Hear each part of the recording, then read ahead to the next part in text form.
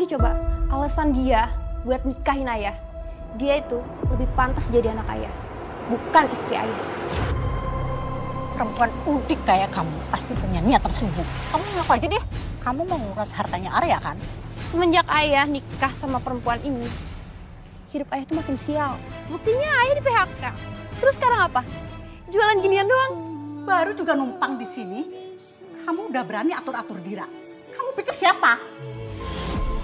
Kadang cinta bukan tentang siapa yang kita pilih, tetapi siapa yang harus kita perjuangkan meski hati belum mengenal sepenuhnya. Begitulah awal dari kisah ini. Bukan dari cinta pada pandangan pertama, tapi dari janji suci yang lahir di ujung nyawa seorang ibu. Wasiat terakhir yang menjadi beban di hati seorang anak. Antara menuruti harapan atau mengubur mimpi akan cinta sejati. Mana yang akan ia jalani? Apa kabar pemirsa? Senang sekali bisa kembali menjumpai Anda dalam catatan hati perempuan. Ruang berbagi kisah dan tempat menemukan kekuatan di balik setiap luka yang terpendam. Untuk kisah kita kali ini, langsung kita undang narasumber kita, Mbak Anjani.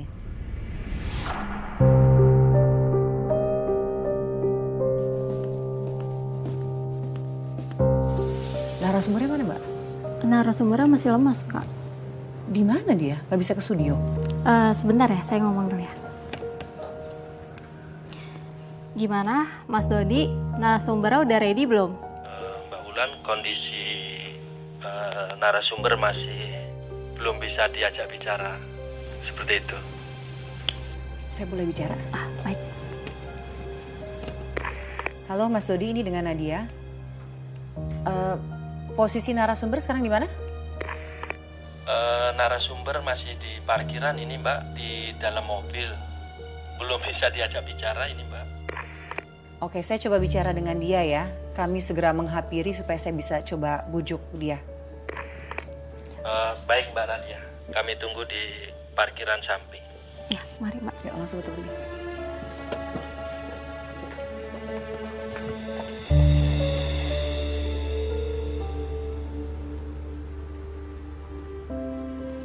Mbak Anjani, aku Nadia Mulia, Mbak, host catatan hati perempuan. Gimana keadaan kamu, Mbak? Saya grogi, Mbak. Mbak, itu wajar banget kok, Mbak. Kamu lagi mengingat momen-momen yang traumatis. Tapi kan momennya sudah kamu lalui, Mbak. Harapan kami sih kamu bisa berbagi kisah kamu supaya perempuan-perempuan lain yang menyaksikan tuh mereka bisa mendapatkan inspirasi. Mereka bisa mendapatkan ketegaran. Kira-kira kamu masih bersedia nggak untuk bercerita? Baik, Mbak.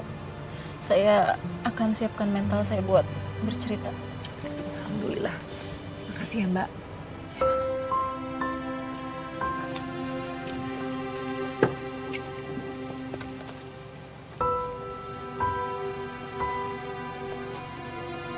Ya, pelan-pelan aja, Mbak. Studionya sebelah situ kok. Dekat.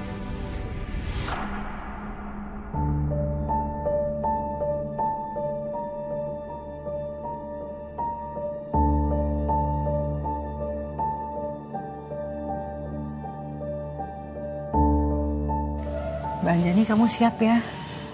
Jangan grogi, jangan diberatin. Kamu anggap aja lagi curhat sama temen. Ya? Baik, Pak. Silakan duduk, Mbak. Terima kasih, Mbak. Jadi sekali lagi Mbak Anjani, kami apresiasi banget Mbak Anjani mau hadir di sini, mau berbagi kisahnya. Siapa tahu kisah Mbak itu bisa menjadi inspirasi, bisa membantu perempuan lain yang sedang menyaksikan saat ini. Silakan Mbak. Semua berawal dari wasiat ibu saya sebelum meninggal, Mbak. Ibu saya menyuruh saya menikah dengan Mas Arya yang sudah banyak membantu ibu dan mendiang bapak. Kamu sebuah anak yang berbakti Mbak Anjani. Kamu ikhlas menikahi pria ya yang bukan pilihan kamu sebenarnya ya. Saat itu saya cuma mau mengikuti keinginan ibu saya, Mbak. Kami menikah di rumah ibu saya di desa. Dan sehari setelah menikah, saya langsung diajak Mas Arya tinggal di ke rumahnya di kota. Kenapa, Mbak? Pernikahan saya diuji, Mbak. Saya nggak diterima sama anaknya Mas Arya dan juga kakak ipar Mas Arya.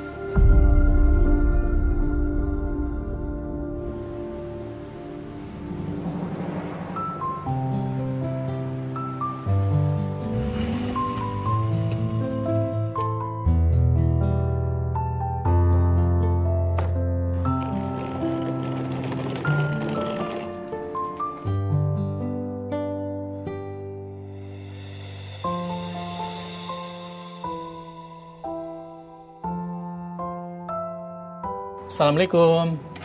Waalaikumsalam.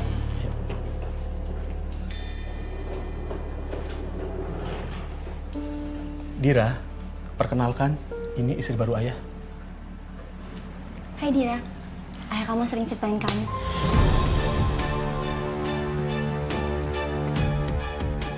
Dira, yang sopan. Udah nggak apa-apa Mas. Ayah kok malah nikah lagi sih sama perempuan ini? Dan nggak izin aku? Dira, ayah kan sudah pernah bilang sama kamu, kalau ayah akan nikah di desa. Ya tapi nggak sama dia juga ya. Dia itu umurnya nggak beda jauh sama aku.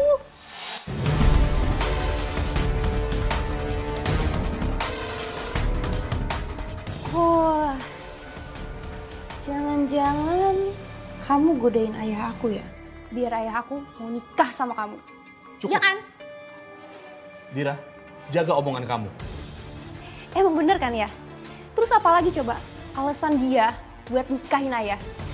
Dia itu lebih pantas jadi anak ayah, bukan istri ayah.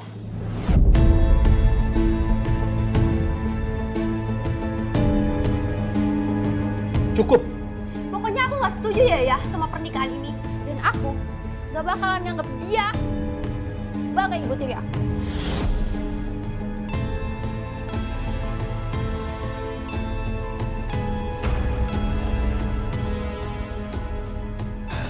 Mas, tolong mas.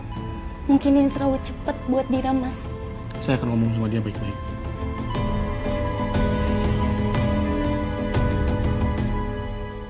Dira, ayah mohon, beri kesempatan Anjani buat jadi ibu sambung kamu.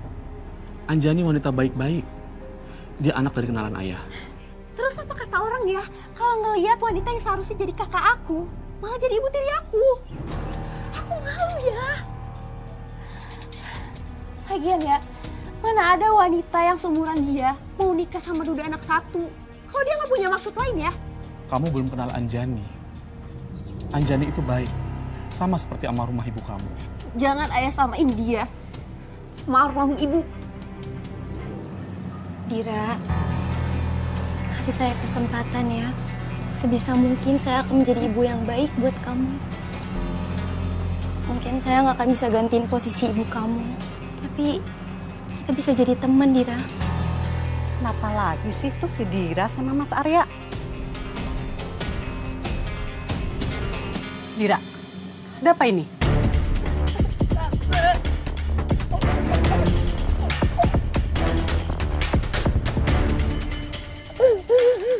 Aku gak terima tante ayah nikah lagi sama perempuan itu. Beraninya dia nikah sama Mas Arya. Harusnya kan aku jadi ibunya Dira gantiin adikku. Arya, kenapa sih kamu nikah sama dia tanpa persetujuan kami? Semua ini terlalu mendadak. Dan aku juga pernah minta izin sama Dira. Dan Dira bilang semua terserah aku. Lagian juga ngapain aku izin sama Mbak Mira? Dan aku kan juga menikahi orang yang tepat, Mbak.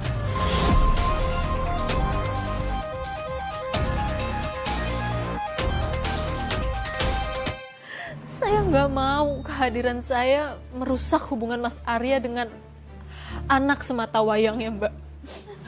Tapi Mas Arya selalu meyakinkan saya kalau Dira anaknya hanya membutuhkan waktu untuk menerima saya. Mas Arya meminta saya untuk bersabar dan tetap mendampingi dia. Saya bisa membayangkan pasti sulit untuk menerima suami yang sudah memiliki anak yang sudah dewasa. Apalagi mengingat usia kalian terpaut cukup jauh.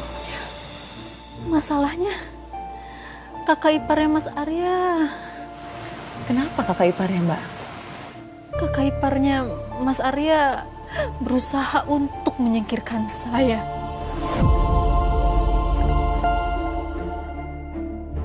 Chicken katsu buatan kamu enak banget sayang. Mirip dengan menu di restoran aku. Bisa aja kamu, Mas. Ini tuh gak ada apa-apanya sama buatan kamu. Kamu kan chef handal. Bener kok sayang, enak banget. Loh, Dira, kok diam aja? Cobain dong. Gak selera. Anjani sudah masak buat kamu. Hargain. Ayah kok malah jadi maksa gini sih? Dira, Tante bawain makanan buat kamu. Mbak kok beli makanan online terus sih? Kan saya sudah bilang kalau Anjani akan masak. Aku beli online itu karena Dira yang minta. Iya ya, semenjak ibu meninggal, gak ada lagi tuh yang masak masakan kesukaan aku. Sekarang kan ada Anjani. Dia juga pintar masak seperti ibu kamu. Gak usah ya bandingin dia sama ibu. Karena sampai kapanpun, aku gak akan pernah mau makan masakan buatan dia.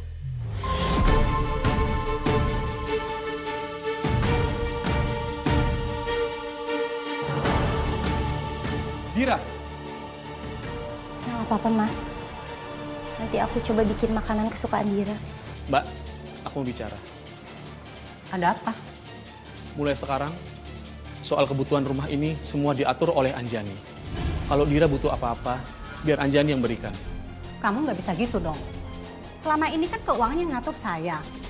Mentang-mentang punya istri, jadi seenaknya kamu. Lagian kan Anjani sudah menjadi istri sah saya, Mbak. Sudah seharusnya istri yang mengatur keuangan. Saya berterima kasih sama Mbak, karena selama ini Mbak sudah membantu kelola keuangan di rumah ini. Kurang ajar. Awas aja dia nanti.